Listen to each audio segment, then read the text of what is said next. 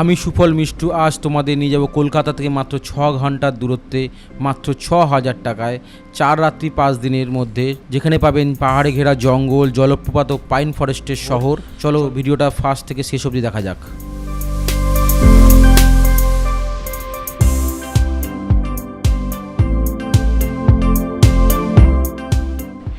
সকাল সকাল ওলা বুক করে চললাম হাওড়ার উদ্দেশ্যে। আজ আমাদের গন্তব্য রাঁচি। বেলা 1টার সময় আমাদের ট্রেন, আর রাঁচি যাওয়ার বেস্ট ট্রেন হচ্ছে রাত 10টার সময় কিয়াজোগা এক্সপ্রেস। কিন্তু আমার ছেলে ছোট থাকার জন্য আমরা সকালের ট্রেনটাকেই আমরা বেছে নিয়েছিলাম, যাতে একদিন গিয়ে স্টে করতে পারি রাত্রিবেলা।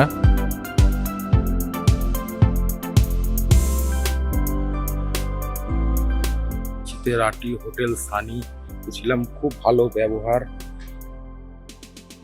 সেকেন্ড দিন সকালবেলা আমরা হোটেল সানি থেকে বেরিয়ে পড়লাম 3টে ফলস দেখতে। Jonha falls, Sita falls, Hundru falls. এই 3টে ফলস না দেখলে রাঁচি ঘোরা অসম্পূর্ণ থেকে যাবে। আমরা এখন সীতা ফলসে এসেছি। এই যে উপরে এত সিঁড়ি করে আসলাম এখান থেকে।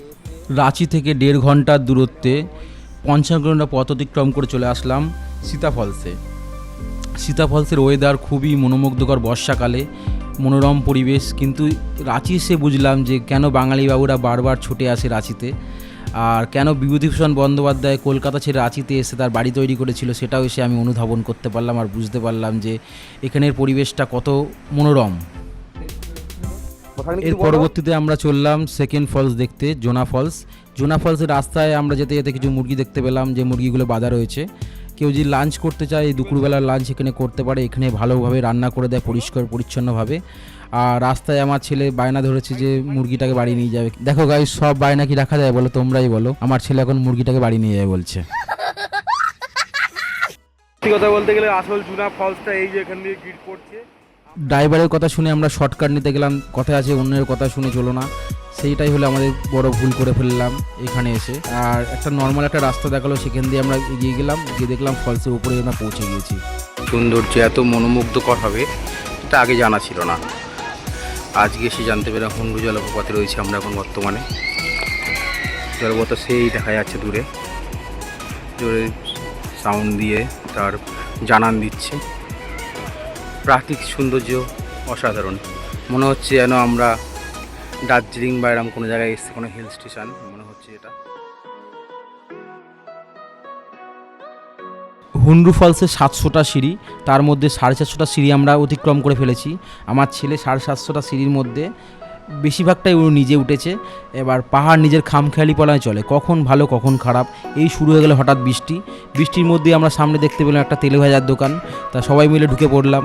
তা তেলে ভাজার দোকানে 20 টাকা করে একটা প্লেট মানে পকোড়া দিচ্ছিল, মানে ভেজ পকোড়া টাইপের, খুব ভালো টেস্ট। আমরা ওই মিলে খেলাম পকোড়াটা, খেয়ে নিজের গাটা গরম করলাম বৃষ্টির মধ্যে। তারপর আমরা ছাতা নিয়ে বেরিয়ে পড়লাম ফলসের উদ্দেশ্যে। এখন রাঁচিতে হুন্ডু জলপ্রপাতে আছি। কেন জলপ্রপাতের শহর বলা হয় দেখলেই বুঝতে পারবে। হুন্ডু জলপ্রপাতে এত পরিমাণে জলের স্রোত, প্রচণ্ড পরিমাণে জলের ফ্লোসটা দেখো শুধু একবার, প্রচণ্ড।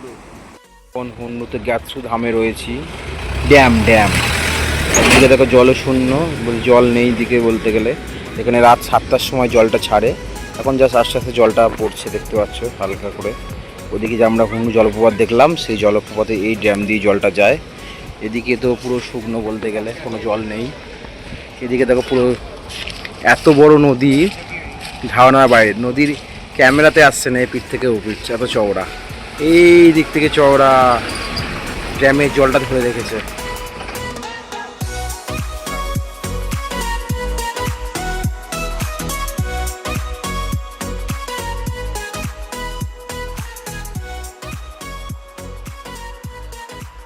আমরা এসেছি রাঁচি সব থেকে বড় শিবলিঙ্গ। ডে 3তে আমাদের ফার্স্ট কাজ হবে সকাল 9টার মধ্যে রেডি হয়ে বেরিয়ে পড়া। কারণ হচ্ছে আজকে অনেকগুলো জায়গা ঘুরে দেখবো আজকে। তার মধ্যে আছে সুরেশ্বর মন্দির, বড় শিবলিঙ্গ যেটা, সূর্য মন্দির, Dassam falls, Patratu valley, Patratu lake, rock garden, Tagore hill. প্রতিটা জায়গায় খুব সুন্দর, আর প্রতিটা জায়গায় অনেকটা টাইম লাগবে, তাই জন্য সকাল সকাল বেরিয়ে পড়তে হবে। রাঁচির একটা বিখ্যাত জলপ্রপাত,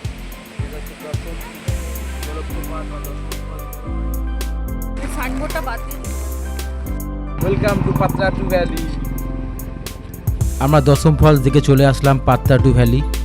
পাত্তাটু ভ্যালায় জিগজ্যাগ রাস্তা আর একটা বর্ষাকালের মনোরম পরিবেশ, আর এখান থেকে পাত্তাটু লেকের ভালো ভিউ পাওয়া যায়, এটা অসাধারণ। আর পাত্তাটু লেকে অনেক রকম রাইড আছে। ডে 3 লাঞ্চটা যে পাত্তাটু লেকের পাশে করলেই বেশি ভালো হয়, কারণ পাত্তাটু লেকে ধারে যে ছোটো ছোটো হোটেলগুলো রয়েছে, হোটেলগুলোতে 120 টাকা হিসাবে ভালো খাবার দাবার দিয়েছিল আমাদেরকে, যেখানে 120 টাকায় 2 পিস মাছ, ভাত, ডাল, পাঁপড়, চাটনি। পাত্তাটু লেকের ভেতরে একটা ছোটো মতন পার্ক রয়েছে বাচ্চাদের জন্য, খুবই ভালো। আর এখানে ছোট ছোট রাইড রয়েছে, আর যে জলের মধ্যে যে রাইডটা আছে ওটা 700 টাকায় 5 মিনিট ঘোরাবে।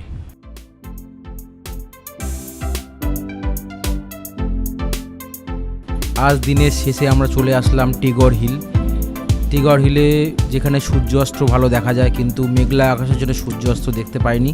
কিন্তু আমার ছেলে নতুন বায়না ধরেছে যে আবার ছোট পাহাড়ে উঠবে, ও পাহাড়ে ওঠার চেষ্টা করছে। কিন্তু টিগর হিলের মধ্যে একটা সুন্দর জিনিস দেখতে পেলাম, সেটা যে হ্যাঙ্গিং ব্রিজ।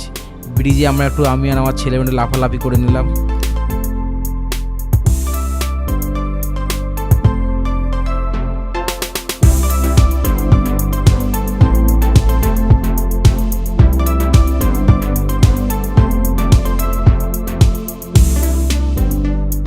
বাইরে দিয়ে দেখে নিলাম সেই বিখ্যাত পাগলা গারদ, কিন্তু ভেতরে ঢুকতে যাচ্ছিলাম কিন্তু ঢুকলাম না, যদি রেখে দেয়। তাই জন্য বাইরে থেকে দেখে বেরিয়ে চলে আসলাম। ডে 4 আজকে একটুখানি কেউ যদি পুজো দিতে চায় তাহলে সকাল সকাল বেরোতে পারে, না হলে একটু লেট করে বেরোলেও কোনো প্রবলেম নেই। আমরা বেরিয়েছিলাম 9টার সময়। তা প্রথমেই গিয়েছিলাম আমরা ছিন্নমস্তা মন্দির, যেটা রাজরাপ্পা, খুবই সুন্দর। মন্দিরে গিয়ে দেখি প্রচণ্ড পরিমাণে বৃষ্টি হচ্ছে, আর কৌশিকী অমাবস্যা উপলক্ষে প্রচণ্ড পরিমাণে ভিড় মন্দিরে। আমার ছেলে ছোট থাকার জন্য আর বেশি লাইনে দাঁড়ালাম না, বাইরে থেকে দর্শন করিয়ে চলে আসলাম আমরা মন্দিরের পিছনেই। তারপরে তার পিছনেই রয়েছে যে ভৈরবী আর দামোদর নদীর সংযোগস্থল, সেটাও খুব দেখার মতন, বর্ষাকালে খুব অসাধারণ লাগে। সে দৃশ্য তোমাদের দেখাবো আজকে। আসছে গরমকালে জলের স্রোত কম থাকে, বর্ষাকালে স্রোতটা অতিরিক্ত বেড়ে যায়। এখন জলের স্রোতটাই বোঝা যাচ্ছে, গরমকাল আসলে অল্প অল্প জল দেখতে পাওয়া যাবে। দুটো, ওই একটা নদীর সংগম আর এই যে একটা নদী, কাচকি সঙ্গম বলা হয়। খুব অসাধারণ সুন্দর লাগছে দেখতে।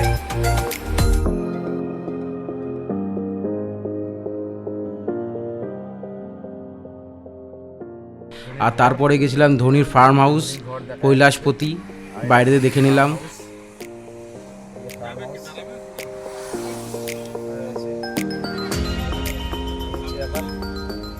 তারপরেই চলে গেলাম আমরা বিরসা মুন্ডা জিওলজিক্যাল পার্ক, যেটা বৃষ্টি হচ্ছিল বলে আমরা কিছুটা ঘুরে দেখলাম, বৃষ্টির মাথায় নেই। সব তোমাদের দেখাবো আজকে।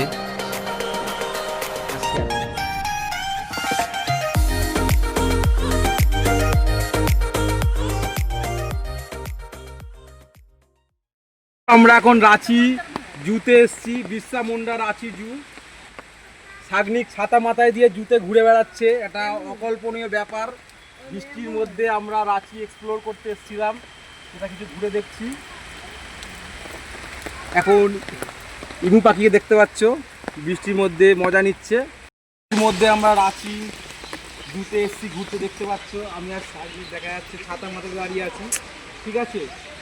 পাখিগুলো দেখতে পাচ্ছি। আজ ডে 5-এ আজ ঘুরে দেখব ঝাড়খণ্ড রাজ্যের বিখ্যাত কিছু জায়গাগুলো, তার মধ্যে লোধ জলপ্রপাত, উচ্চতম জলপ্রপাত লোধ, আর নেতায়ের হাট, যেখানে মেঘের আনাগোনা ঘরে। চলো দেখা যাক।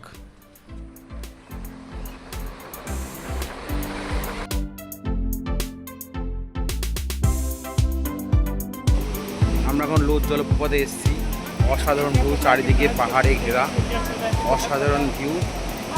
ওই সামনে ওদিক দিয়ে ঝর্ণাটা ঝরছে, এই যে দেখো কুয়াশা কুয়াশা হয়ে আছে, কিন্তু তার প্রাকৃতিক সৌন্দর্য অসাধারণ।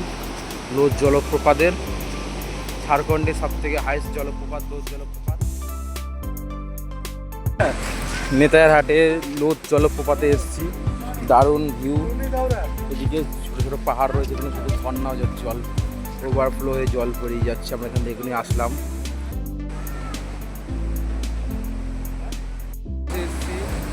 এই ব্রিজটা বন্ধ আছে এখন অতিরিক্ত জলস্তরের চাপের জন্য। ফলসটা দেখতে পাচ্ছ, বিশাল বড় ফলস, এদিকে এদিক দিয়ে আরও বড় ফলস দেখা যাচ্ছে, বিশাল ফলস, লোদ ফলস, জলের গর্জন। লোদ ফলস দেখে আমরা বেরিয়ে পড়লাম নেতাইহাটের উদ্দেশ্যে। নেতাইহাট যেটা ছিল অপূর্ব সুন্দর, পাইন ফরেস্ট আর মেঘের সাম্রাজ্য, যেখানে মেঘের হাতছানি চারিদিকে, অসাধারণ দৃশ্য। চলো দেখা যাক। প্রাকৃতিক দৃশ্য দেখতে দেখতে দুটো তোমাদেরকে ইম্পর্টেন্ট কথাগুলো বলে দিই। নেতাইহাটে হোটেলের সংখ্যা খুবই কম, তোমাদের যেতে হলে আগে থেকে হোটেল বুক করে নেওয়াই ভালো। আমরা ছিলাম হোটেল রবিয়ান শশীতে, যাদের ব্যবহার ও হোটেলের খুবই ভালো, তার নাম্বারগুলো আমরা দিয়ে দিলাম ডেসক্রিপশান বক্সে, দেখে নিও। হোটেল রবিয়ান শশী আমাদের 1,500 টাকা নিয়েছিল এসি রুম, যা ছিল অসাধারণ। আর এখানে খাওয়ারের জন্য তুমি হোটেলের ভেতরে খাবার পেয়ে যাবে তুমি, আর তুমি চাইলে বাইরে থেকে মুরগি কিনেও বাইরে হোটেলে রান্না করেও খেতে পারো। আমরা একটা মুরগি কিনেছিলাম 170 টাকা কেজিতে, কিনে সেটা মুরগি বাইরে রান্না করে খেয়েছিলাম রাত্রিবেলাটা, খুব ভালো হয়েছিল।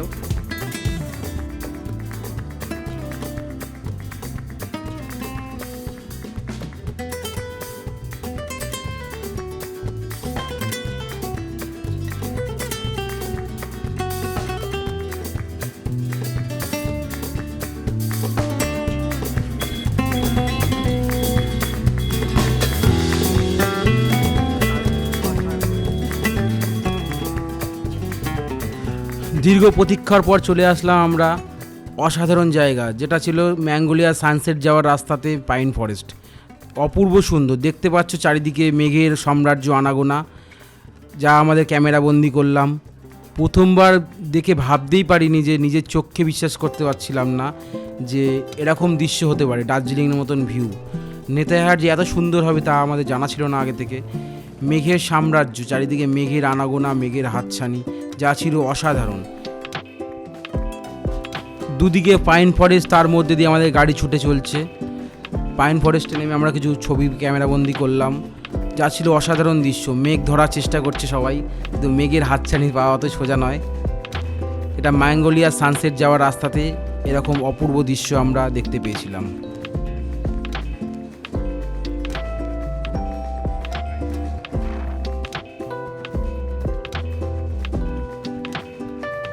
সত্যি কথা বলতে গেলে এত সুন্দর পাইন ফরেস্ট দেখার পর ম্যাঙ্গোলিয়া সানসেট পয়েন্টে গিয়ে আমরা ভিডিও করতে ভুলেই গিয়েছিলাম, তাই কিছু ফটো ক্যামেরাবন্দি করেছিলাম, সেটাই তুলে ধরলাম আপনাদের সামনে।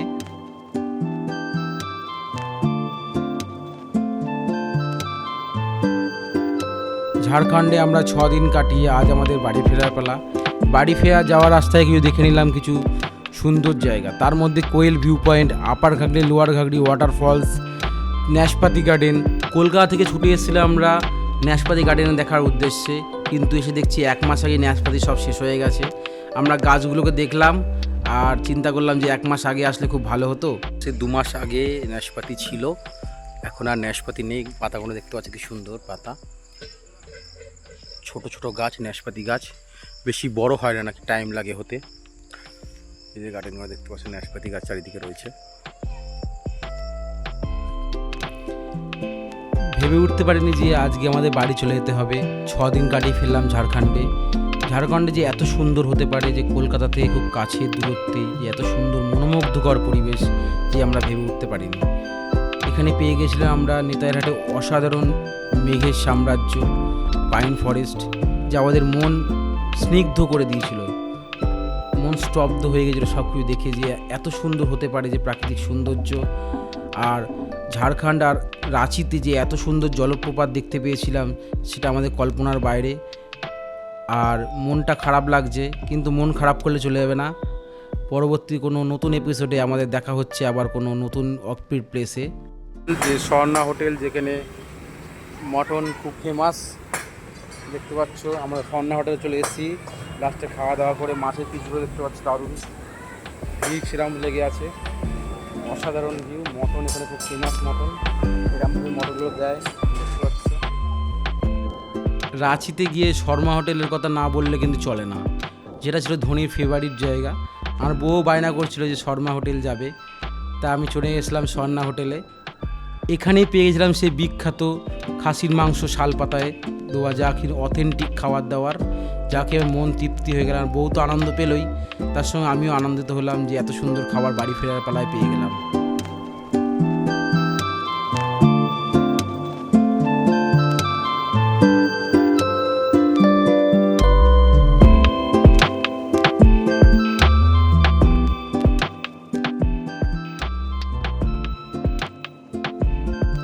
সত্যি কথা বলতে গেলে রাঁচি নেতায়ারহাট জায়গাটা আমাদের খুবই সুন্দর লেগেছে আমার। আর বলতে গেলে এই ভিডিওটা করতে আমাদের মিনিমাম 5 দিন টাইম লেগে গেছে। আর এই সমস্ত বিবরণ এই ভিডিওতে এই সমস্ত ডেসক্রিপশন বক্সে দিয়ে দিলাম। গাড়ির ফোন নাম্বার থেকে শুরু করে 5 দিনে কোথায় কী করলাম খেলাম সমস্ত বিবরণ লাস্টে আমরা দিয়ে দিচ্ছি, এখানে দেখে নিও। আর কোনো অসুবিধা হলে আমার ফোন নাম্বারে ফোন করতে পারো। আর এটা আমাদের ফার্স্ট টাইম ভিডিও, এটা আমার ফার্স্ট টাইম ভিডিও। যদি ভালো লেগে থাকে তাহলে জানাবেন, তাহলে নতুন ভিডিও করার উদ্দীপনা আরও বাড়বে আমাদের। আর দেখা হচ্ছে নতুন কোনো অফবিট প্লেসে পরবর্তীতে। জমিয়ে খাওয়া দাওয়া করলাম মটন। এবার খাওয়া দাওয়া করার পরে পেট ট্যাপা করে খেয়ে ফেলেছিলাম, কিন্তু ড্রাইভার বললো এখনও চমক বাকি বাড়ি যাওয়ার পথে। স্টেশন যাওয়ার রাস্তাতেই আমাদের আগে এই 3টে জায়গা ঘোরা হয়নি, তাই জন্য ড্রাইভার বললো যে লাস্টের দিকে তোমরা এই 3টে ঘুরিয়ে তোমাদেরকে স্টেশনে ছেড়ে দেবো। তাই জন্য 3টে জায়গা ঘুরে দেখলাম। এক হচ্ছে জগন্নাথ মন্দির রাঁচির, আর রাঁচি স্টেডিয়াম, আর নতুন বিধানসভা। আর জগন্নাথ মন্দিরে ছিল ছোট্ট একটা পাহাড়ের ওপরে ছোট্ট মন্দির, ছোটো না ভালোই বড় মন্দিরটা।